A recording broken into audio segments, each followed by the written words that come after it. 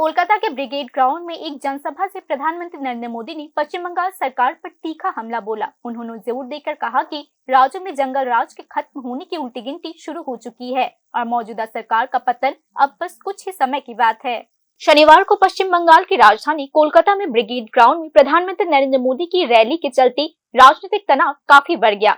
Rally से पहले शहर के गिरीश पार्क इलाके में सत्ताधारी तृणमूल कांग्रेस और विपक्षी बीजेपी के कार्यकर्ताओं के बीच झड़प हो गई।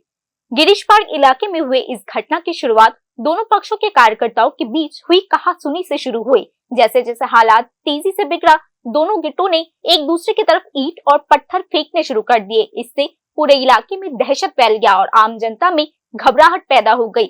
इसके बाद पुलिस तुरंत मौके पर पहुंची और हालात को काबू में किया गया।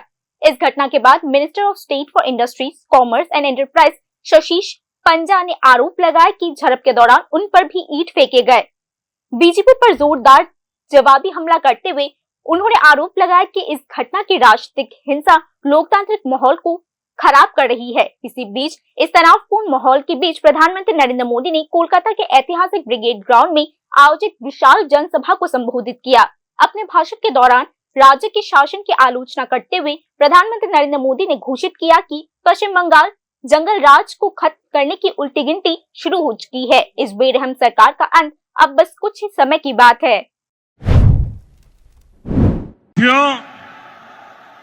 टीएमसी सरकार गुंडों और अपराधियों की बैसाखी पर चलती है। रंगबाजी और कटमनी ये टीएमसी की कमाई का जरिया है।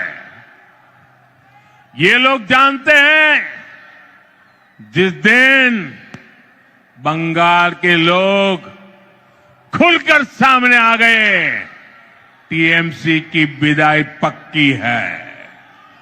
और मैं दृश्य देख करके कह सकता हूं, अब टीएमसी को बचाने वाला कोई नहीं बचा है।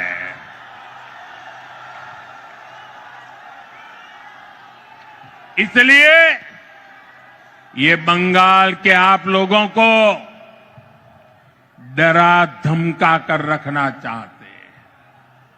इसके लिए टीएमसी वाले माफिया गिरोहों को पालते हैं। ये कट्टरपंथियों को संरक्षण देते हैं और ऐसे गिरोहों की ताकत बढ़ाने के लिए घुसपैठियों को बुलाते हैं। घुसपैठियों को साथियों, ये टीएमसी मां माटी मानुष के नारे पे सत्ता में आई थी। आज वही मां रो रही है। माटी को लूटा जा रहा है और बंगाली मानुष बंगाल छोड़ने पर मजबूर हो रहा है। इस दौर के दौरान प्रधानमंत्री ने लगभग 18,680 करोड़ रुपए की विकास परियोजना का उद्घाटन और आधिकारिक शिलान्यास किया।